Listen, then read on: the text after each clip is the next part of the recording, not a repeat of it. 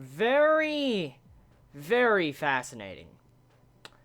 Your own ideals betray you. Man. So, we finally get Archer's motive or backstory, what life he lived, his ideals, what twisted his ideals that were different from Shiro.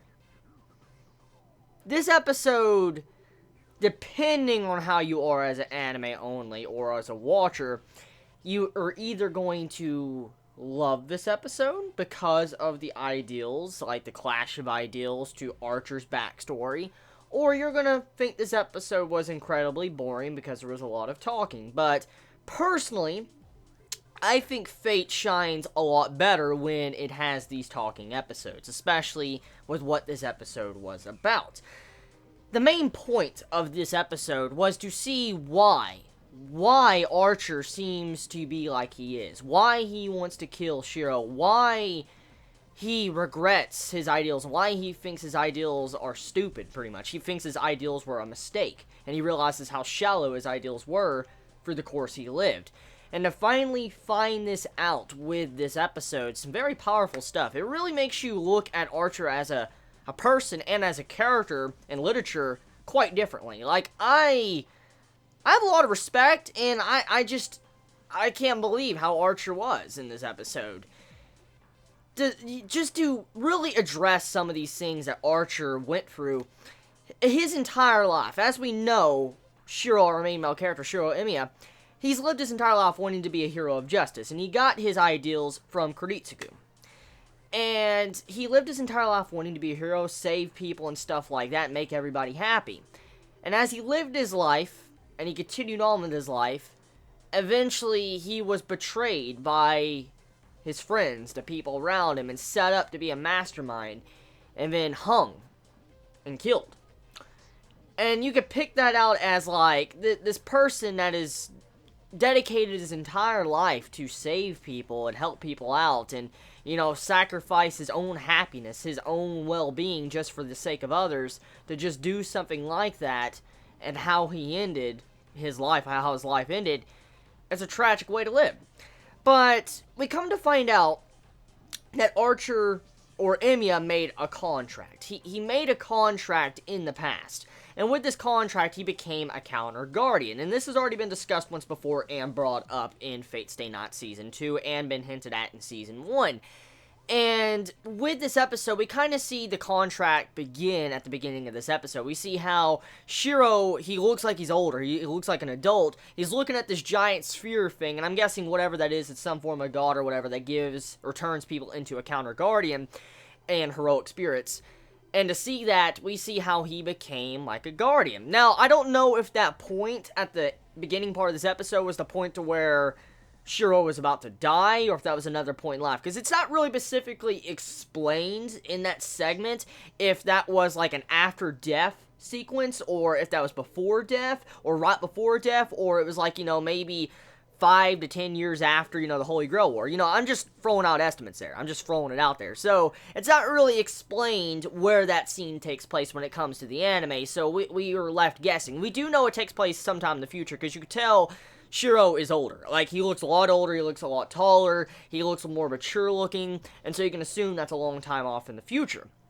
But you have to wonder, like, where does that scene take place? After death, before death, or just sometime in the middle of his life? Now, besides that, though, with the overall contract that he made to become a counter guardian, the ideals. Archer is literally the embodiment of Shiro Emiya's ideals, or his idealism. That's exactly what Emiya is, or Archer. That is his very core being, is the ideal that Shiro sought out since the very beginning, since Kuritsugu first gave him his goal.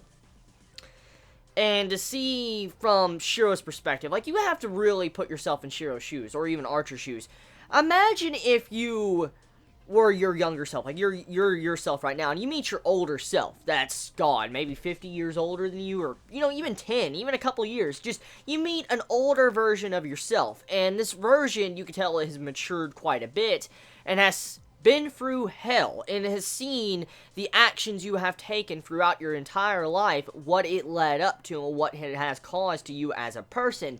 And if you were the person that was seeing your older self in that situation, just imagine what you would truly feel. Think about that for a second. I mean, to look at your ideals, the very embodiment of your ideals and what you lived your life for, and to see how it ended like that, how would you truly feel as a person? Like, you sought out a goal your entire life to be a hero, and you come to find out stuff like that about your future, you'd probably be pretty depressed. You'd probably be pretty damn depressed. There's no denying that. Majority of people, if they were in that situation, would be very depressed to see their very being like that. Especially the way it was twisted. His very ideals were slightly twisted. They're the same, so to say, but they're different also.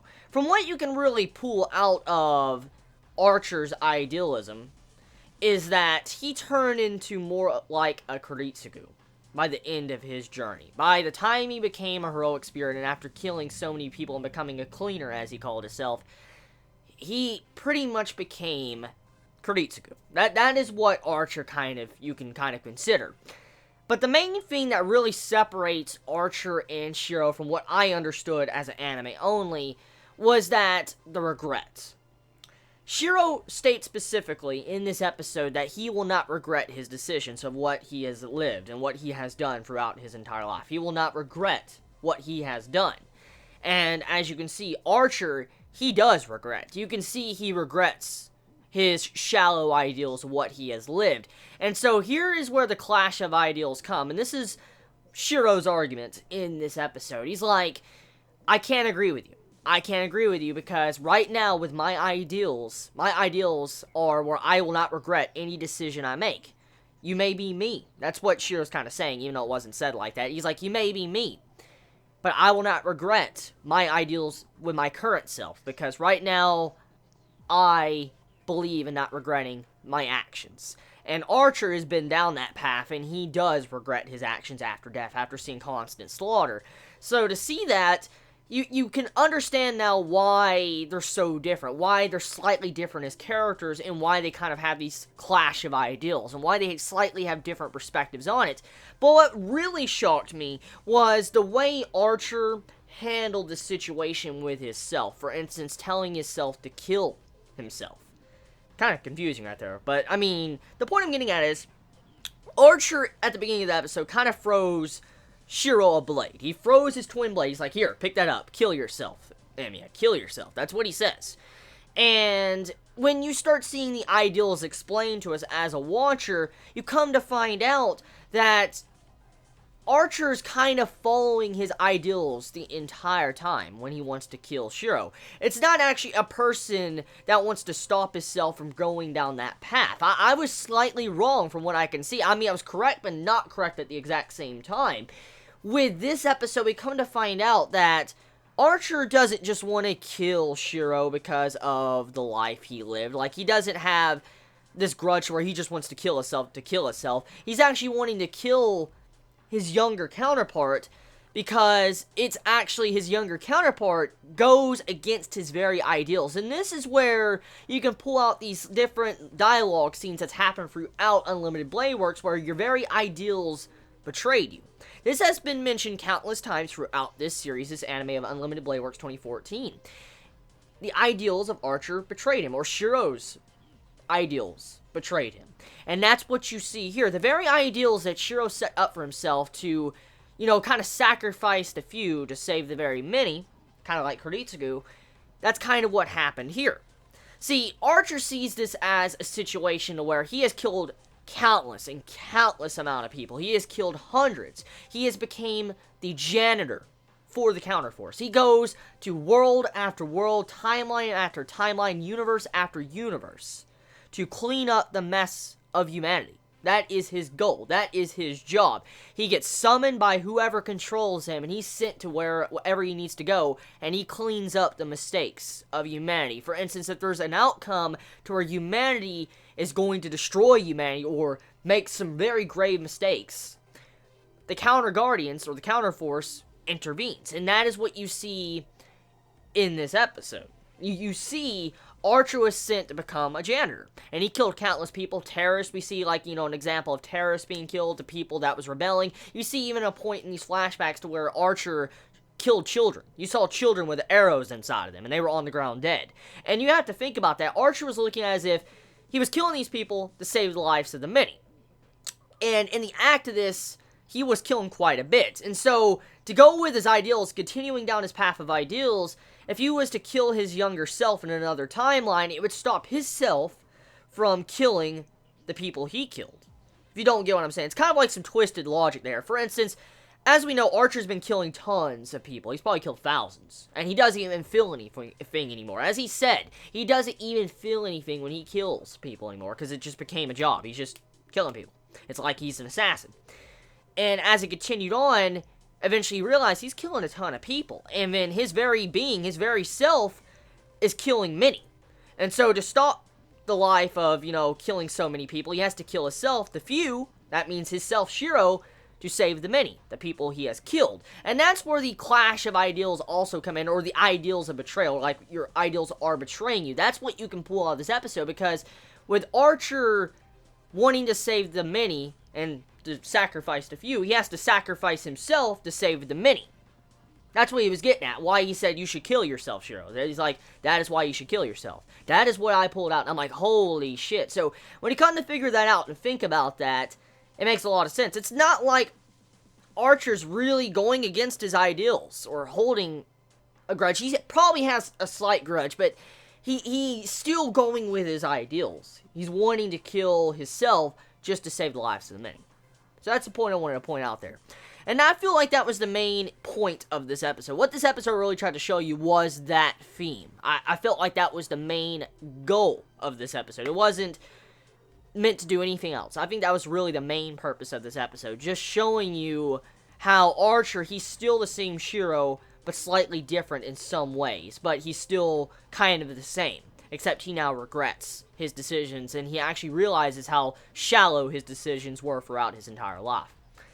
So yeah, that's one thing. And then, getting into the other bits, besides the Archer and Shiro, you have it to where Lancer in this episode, oh my god, man. I knew it was going to happen. Like, it was very obvious he was going to, because when it comes to the Holy Grail War, every servant pretty much has to die, besides like one or two. And I knew Lancer, he was lucky enough to still be alive. It was surprising enough to see him alive in the series, but to see how he ended in this episode, it's fucked up, man. It's fucked up. It's so fucked up. I really hope he's not officially dead, because we didn't technically get to see him explode. You know how when spirits die, they explode into particles?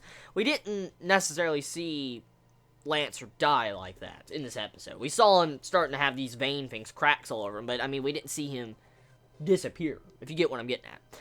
So, hopefully, I really hope there's a possibility he doesn't die, because Lancer is such a fucking bro, man. He's probably one of my favorite main male characters in the series. After watching Unlimited Blade Works, he's quickly moved up into one of my favorites, like Lancer has, because he's the true MVP of this series. Like, straight up, what he did in this episode, oh my god. Like, he denies Kirei, and he's like, if you want me to kill Rin, you're gonna have to force me with a command spell. And it was shocking to see what Kirei did. He's like, kill yourself, Lancer. And I'm like, so sad, man. So sad. At the very least, Lancer's honor wasn't tarnished. You can kind of assume that. Thank God.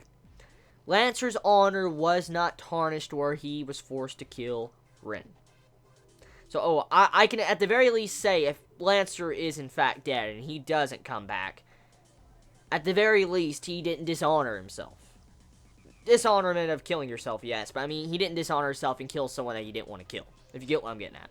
So, I feel a lot better knowing that, at the very least. I think he feels a lot better killing himself than actually killing Rin. I think he would rather have done that, so, yeah.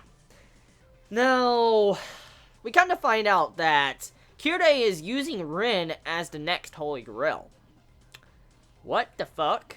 That is left field. Like, okay, I knew Ilya was the Holy Grail. Like, she was being set up for the Holy Grail. But Rin? As the Holy Grail? What the fuck? Like, what? What? I did not expect that. So, Rin It's the Holy Grail. And so, Kyurei wants to kill Rin. To turn her, like, into the Holy Grail. She's like the Holy Grail's vessel. I didn't expect that. I did not expect that at all. So, to summon the Holy Grail, you would have to kill Rin. Interesting. You would have to kill Rin to summon the Holy Grail. This reminds me a lot of what happened at the end of Fate Zero. I hope Rin doesn't die, because with that reveal, it makes me assume Rin might die. I mean, look, she's surrounded by Shinji and Kyurei, and we know how Kyurei is. Like, the fucking priest, man. He's a fraud priest. Best priest, too, but fraud priest. With him there, I don't think Rin would stand a chance. Really, I don't. I mean, Kyurei is crazy, man. He's fucking crazy. He really is crazy. So, I mean, you also got to factor in Gilgamesh, too. So, yeah. Just like, Rin is probably going to die. I'm not prepared for that. I'm not prepared to see Rin die. If Rin does die, oh, fuck, dude. I'm not prepared for that. I'm not prepared. Really, I'm not. Oh. So, oh yeah, Shinji, getting onto that. Okay, so what really made Lancer MVP also this episode was that fucking blow to Shinji's face. Like, oh my god, that was like one of the best moments of the episode. Besides the Clash of Ideals, which, oh my god, I fucking loved. Just that moment when Lancer just backhands, like just fucking, oh my god, just hit Shinji. That's probably thumbnail, by the way. I know for a fact I'm probably using it as a thumbnail. That scene right there was just so perfect. It was so fucking perfect. I was like, yo! He got fucking wrecked, man. That was so funny. It was so damn funny.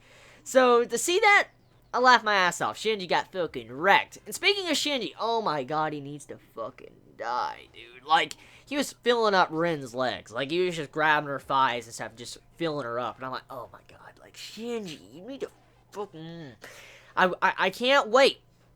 I know it's gonna happen. I know it's gonna happen, because it's very obvious. It's very fucking obvious. Kyurei is manipulating and playing mind games with Shinji, and so is Gilgamesh. God. Gilgamesh is gonna fucking kill Shinji. It's so damn obvious. Like, seriously. If anyone knows who Gilgamesh is and how his personality is, you're gonna know Gilgamesh is gonna wreck Shinji. It's fucking obvious. Like, seriously. It's very obvious. And so I'm waiting for that moment to when Gilgamesh does some unnatural, unspeakable death to him. Probably slitting his throat or something, or stabbing straight through, ripping out his heart, whatever. Just, doing something, okay? I just want to see that happen. Shinji needs it. He needs that done to him. After the shit he's done throughout the series, he's such a scumbag. He's such a scumbag. He really is. I really wish Lancer would have killed him. I really, really wish Lancer would just fucking killed him, but it didn't happen.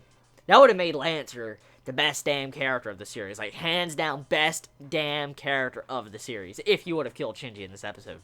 So, next things to talk about. Let's see, Holy Grail, Counterforce, Counter Guardians, talking about Archer going back in the past.